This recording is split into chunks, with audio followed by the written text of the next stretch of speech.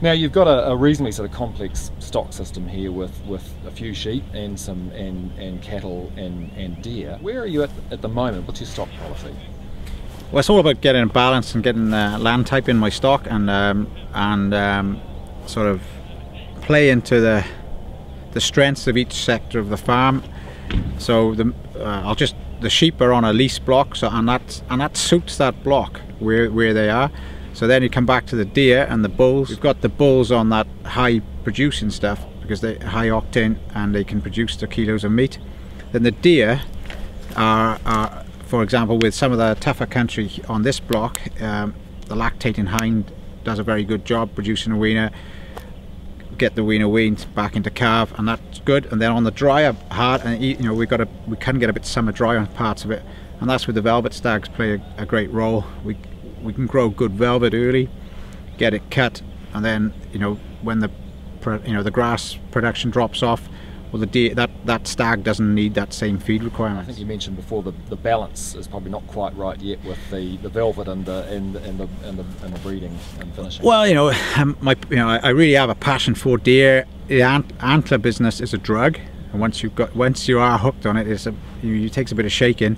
So yeah, I'd love to have a few more stags, but we're trying to be sensible. We're trying to get that bottom line. You know, we're forever, like my own personal little motto is, you know, continuous improvement, operate at the top 5% of our industry.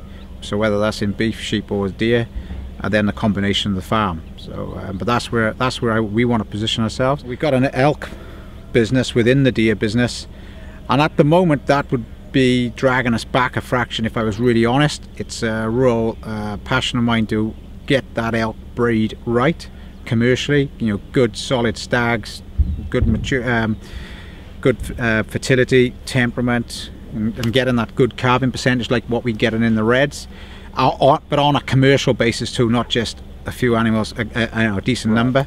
So, but if we took them out and put the and put that red in, we'd actually show a little bit better figures than what's on the handout. But that's where I put myself in that space, and you've got to stick at it, you know. Breeding hinds, what's the sort of mix between the elk herd and the reds?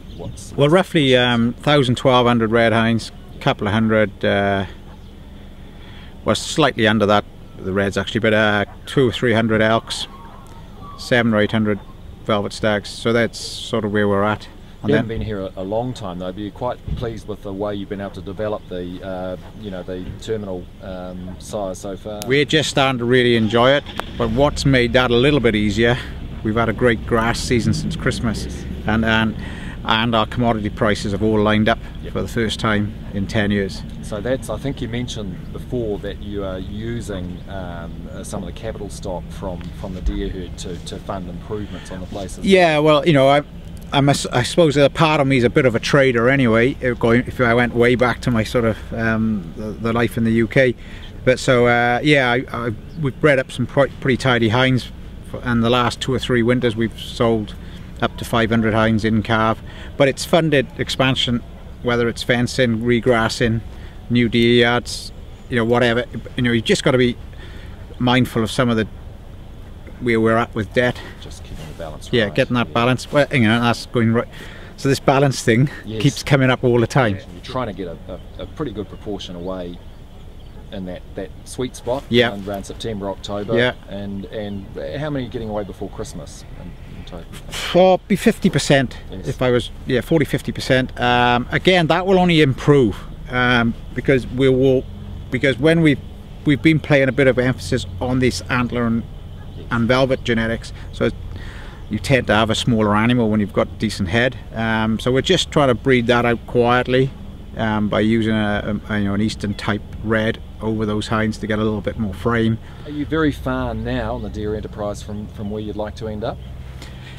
Now I've got a wee way to go. I've got another 300 or 400 acres to fence on this farm and tidy up, develop this into a deer yard. This land, you know, stock in the right stock on the land type is still, we got a little bit of tweaking to do there. I think we can aspire to do most of what we plan here, and because of the balance of the land. You know, we've got some good stuff, you know, good country, some harder stuff, some dry, some wet, so we've got a bit of summer safe. So yeah, we have got we're very lucky that we've got the irrigation, so we can back up those opportunities. Sure.